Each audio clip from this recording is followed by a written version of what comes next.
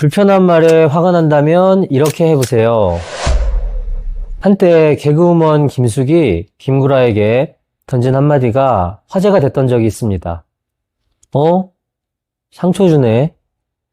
개그우먼 김숙 씨처럼 우리 주변에도 자기 생각을 뚜렷하게 표현할 줄 아는 사람들이 많이 있습니다. 가만히 그 사람들을 지켜보면 불편함을 느낄 때 어떤 방식으로 대응하는지 나름의 기술들을 우리가 배울 수 있습니다. 불편한 말을 똑같이 되돌려준다거나 어떤 의도로 그런 말씀을 하신 거죠? 라며 일부러 의도를 물어서 머쓱하게 만든다거나 아무런 반응을 하지 않고 가만히 쳐다본다거나 앞서 이야기한 김숙처럼 감정은 최대한 배제시킨 상태에서 상처를 받았다는 자신의 상태만 담백하게 전달할 수도 있을 것 같습니다. 혹은 유머러스하게 조금 과장된 듯한 표현으로 자신의 감정을 상대방이 기분 나쁘지 않게 표현하는 방법도 있겠죠. 이런 것들을 우리는 스킬이라고 표현하면서 배우려고 합니다. 하지만 제 생각은 조금 다릅니다. 이런 기술적인 것들은 아무리 배우고 연습한다고 한들 그런 상황이 또다시 우리 눈앞에서 펼쳐진다면 이런 스킬들은 거의 써먹을 수가 없습니다. 왜냐하면 우리의 내면은 그대로이기 때문입니다. 결국 우리가 해야 할 일은 스킬을 배우는 것이 아니라 우리의 내면을 가꿔야 하는 것입니다. 불편한 말을 애초에 불편하게 느끼지 않도록 우리를 갈고 닦아야 한다는 뜻입니다. 자기 스스로를 갈고 닦는 일, 그것은 곧 수행을 해야 한다는 의미입니다. 우리가 아이를 키우는 일을 도 닦는 일에 비유하고는 하죠. 아이를 키우기 전과 아이를 키운 후에 우리의 두 눈은 분명히 바뀝니다. 우리 아이들뿐만이 아니라 다른 아이들을 바라보는 눈도 바뀌어요. 왜냐하면 돌을 닦는 경험을 했기 때문입니다. 여기서 중요한 것은 경험입니다. 경험은 우리의 시야를 넓히는 최고의 스승입니다. 직접 해본 것만큼 피부에 각인되는 학습은 없어요. 그래서 우리는 다양한 경험을 통해서 다양한 상황과 사람들을 마주하며 이해의 폭을 넓혀야 합니다. 하지만 여기에는 한계가 있습니다. 바로 인간이라는 한계인데요.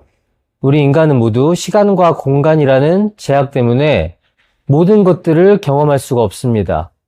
그래서 우리에게는 간접 경험이 필요합니다. 영화나 책, 타인과의 깊은 대화, 인간에 대한 통찰이 녹아있는 예술 작품들을 자꾸 들여다보면서 삶의 수준을 높여야 합니다. 삶의 수준을 높인다는 것은 단순히 머리로만 이해해내는 일이 아닙니다. 그것은 맥락을 고려할 수 있게 되었다는 것을 뜻합니다. 그러려면 끝없이 사색해야 합니다.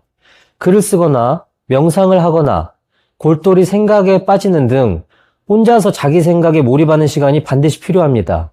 그렇게 우리는 우리 자신을 조금씩 가다듬어 나갈 수 있습니다.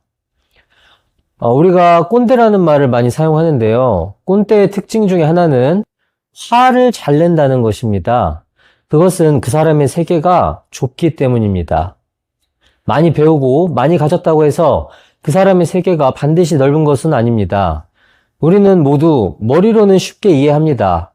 어떤 이야기를 듣고 누가 잘했고 누가 잘못했다라는 것들을 쉽게 판단할 수 있습니다. 하지만 그것의 맥락을 깊게 들여다보는 일은 결코 쉬운 일이 아닙니다.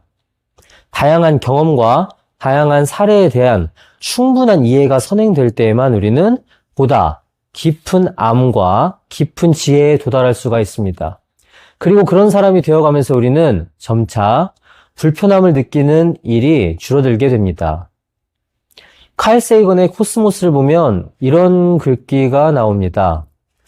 목성과 보이저 1호가 만나기 전까지 목성은 그저 하늘에 반짝이는 하나의 행성일 뿐이었다. 사실 거의 모든 것들이 그렇다고 저는 생각합니다.